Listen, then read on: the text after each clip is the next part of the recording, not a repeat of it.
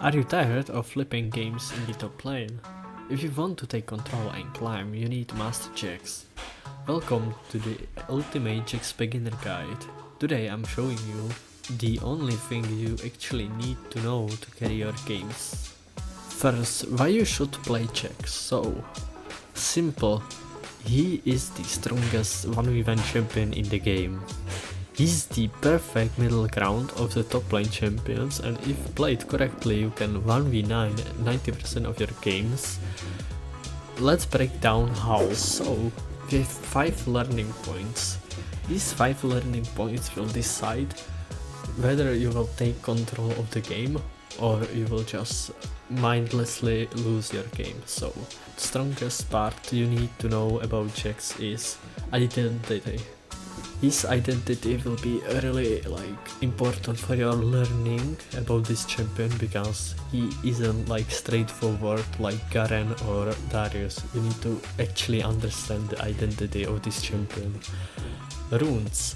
We will talk about first rune you will use in the every game, every 50-40 games of your Jax journey, because he isn't that hard to learn, but you need to understand how he works. So using this specific rune will be needed. And items, of course, everybody likes items, so we will not experiment, I will just show you the easiest items you can build on him and be always useful. And thirdly, we will break down the wave states in the first 3 waves in the lane. This is the most important about your laning phase every game, so if you can do this properly and perfectly, you can win almost every lane. Only lanes you can't win is just some counter matchups or ranged, because you can take control of the lane, so you need to just stay even and survive. So fourth, we will talk about mid to late game understanding as a beginner. You don't need to think about some crazy macro or anything as a Jax. You just need to know from what is happening when you go from mid to late game. And last thing we will talk about is a team fight. Hardest thing about Jax is a team fight. So if you learn this, you can 1v9 almost every game. And fifth, we will talk about team fights.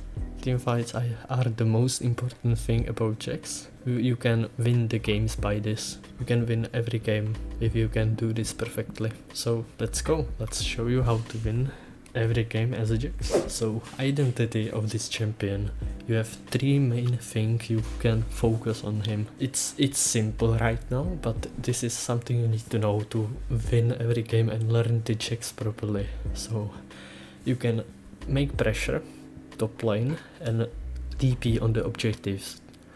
We will talk about this more with the rune setup. So if you can do good pressure before objective and TP there, you can win. You can win the objectives and you get Drakes, get Soul, get Elder, get Baron and win the game. That's easy. Another thing, we have split push. If you make pressure and nobody answer you, like top laner, ADC, support, jungle, anything, anybody can come top. If nobody comes, you can just easily take the whole lane, because you are really strong. You can almost one-shot the towers, you have really good damage. And he's actually really great at the 1v1 potential. You can 90% of the champions. Only champs you can't 1v9 are the tanks and Fiora. Fiora is really hard to 1v1 in the late game. You can kill her early mid game, but after mid game you can't kill her in the split push in the 1v1. You need to play team fights to kill her. That's it about identity of this champion. So runes and items. We will start with items. The core item, you have Trinity, Sundered and Zonia. Why these 3? Trinity is really strong on hits effect. Jax have W and his passive on ultimate, that's on hit, so he's scaling pretty good with every on hit items, and it's the biggest power spike on this champion. The Trinity Force, after you get it, you are really strong every time. Sundered. Why Sundered? Sundered is really strong. Sustain on your champion.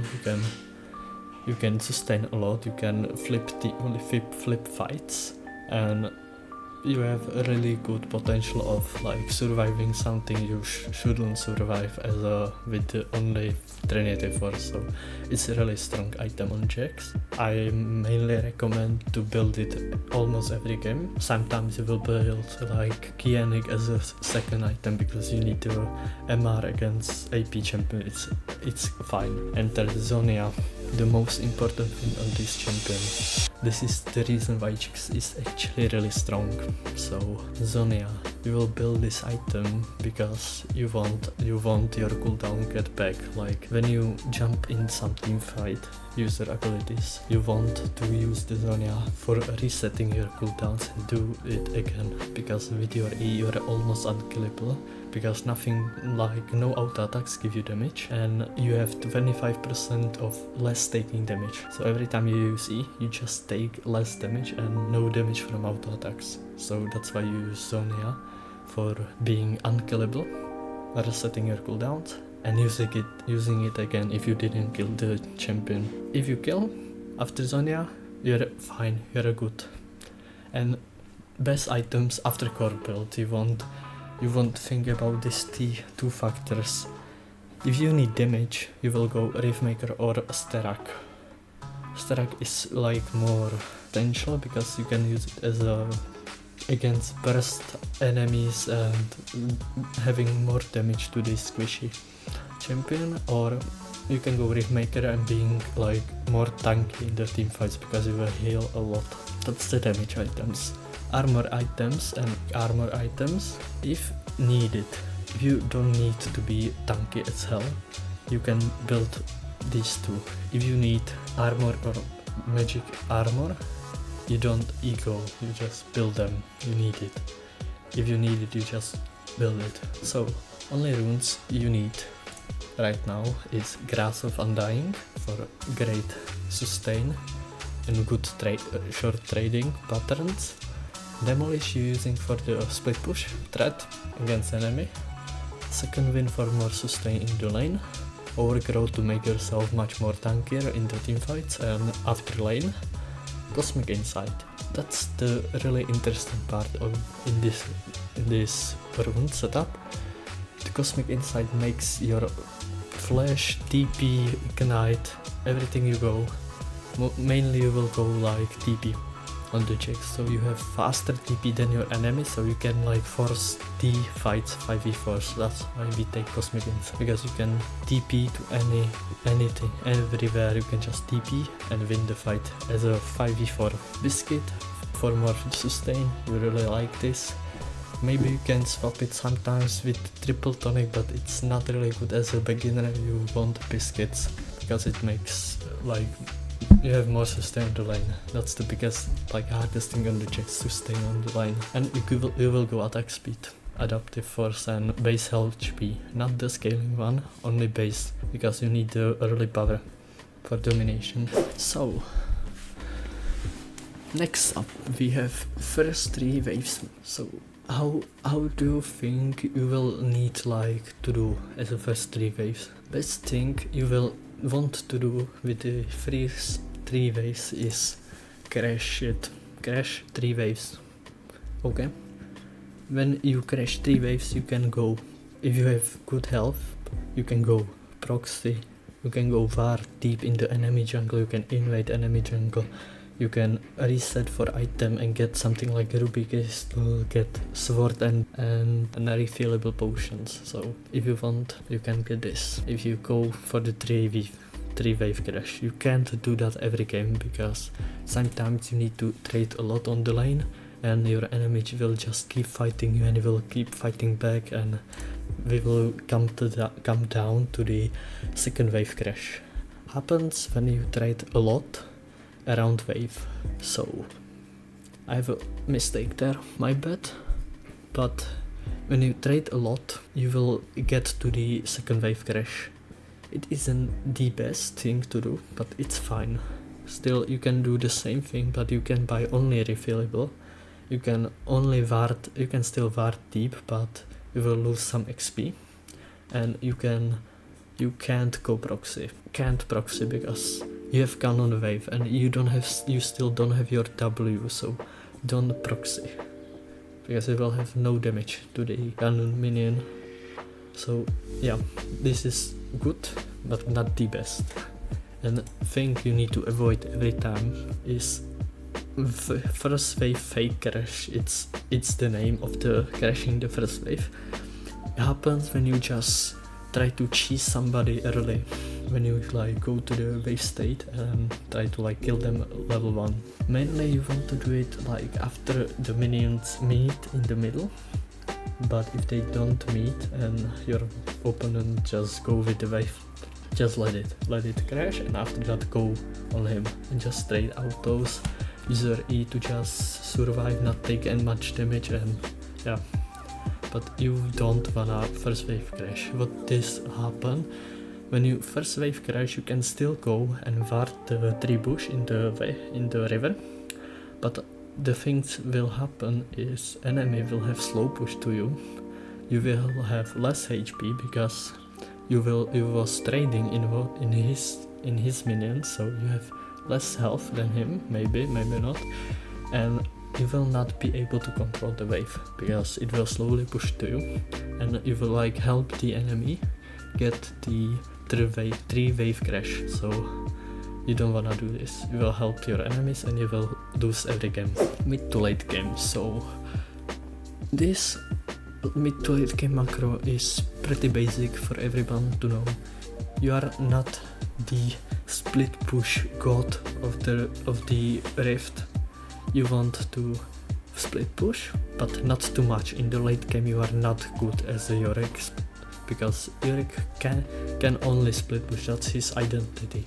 Your identity isn't only split push, so that's why the split pushing isn't only thing you want to do. So yeah, I will not talk more about this because it's only thing you need to know about this. You really don't want just split push only, because you will win some games, yeah. You will win like 50% of your games, like not every game, but it will have like 50% win rate when you do this. And when you start doing the team fight macro, you will start slowly getting 1% more and more, because you will find out Jax isn't only split pushers. So yeah, this is why you don't only split push. It's really good, but it will not help you win every game. You will win some games. It happens when you like backdoor anybody. It's good when you backdoor anybody if you know how to do it. Good job. But don't do this every game, because you need to like know what you're doing. And this isn't bad, but it isn't the best thing to do. And last thing in this video, we'll talk about Jax's role in the team fight. So the main role in team fights is flanking. You want to be behind or on the side, but you don't want to be seen on the map from enemy's perspective. Your best thing about Jax, you can do 2 flanking methods I really like to do as a Jax. You can just show yourself and take time for your team to kill the tank, to kill the fat enemy set and something like that. If you feed your like laner, you want to take time for your team to kill them, bait everybody on you, just running around baiting them, and after your team kill, you can just group up with your team if you survive this and just help your team to win the team fight against as a flanker. And second method I like to do when I'm ahead, I like to just watch. You are not the game-breaking champion who can just jump in 5 people and one-shot them. That's the thing you don't really want to do as a Jax. I hate when people play Jax and they just jump in like, I will 1v5, I will kill them all. No bro, you will not. If you are not 10-0 and your enemies are like 5 levels behind, you can't do that. You just can't. Because they have a lot of CC, they have a lot of heals, if they have like Soraka. They have a lot of engages, they have a lot of disengages, and they have a lot of damage. So you don't really like to do that. And yeah, you just wait in the bush, in the no vision area for enemies. You wait, and if you see enemy tank go in, like start fighting, wait a little bit if they actually go fight, because sometimes they just bait the tank and you can jump into Fora and they just instantly kill you. Just wait a little. If you see they actually commit to the fight, you can jump in and kill ADC, kill mid laner. You can kill the enemy top laner if he's like really strong after the laning phase. You can do whatever you want after this, because you're really strong. If you use your Zonia combo, you can just kill everybody. You are a really strong champion and you can do whatever you want. And second thing, that's the thing I really like to do if my team have no tank, no engage, nothing. Because if your team doesn't have engage or anything and enemy have really strong engage, if you go flank, you are doing like zero value for the team, because they will instantly die after engage of the enemy team. So you can be like the counterpart of the engages, because if they engage on you, like something like if they have Samira, if they have fat Samira, what you can do, just stand in front of your team. Samira will like to do like dash through you and kill your enemy. What you want to do is when she starts the dash on you, you will E, and when she like flash away from you or anything, you can just jump on her and instantly kill you with your teammates, and you have free team fight because she just inted the game. Or you're just waiting for enemy team to just use the abilities on you and you just dodge them and go in. Because if they use everything on you, that means they engages in the fight. So you can just dodge. If you can dodge, it's fine, but you can still go in because they have cooldowns, you don't. And that's it. Hope you enjoy everything about this Jack's guide. And if you really like this, you can support me on my Twitch channel, on my YouTube. Don't forget to subscribe and like, and see you in the next guide or video.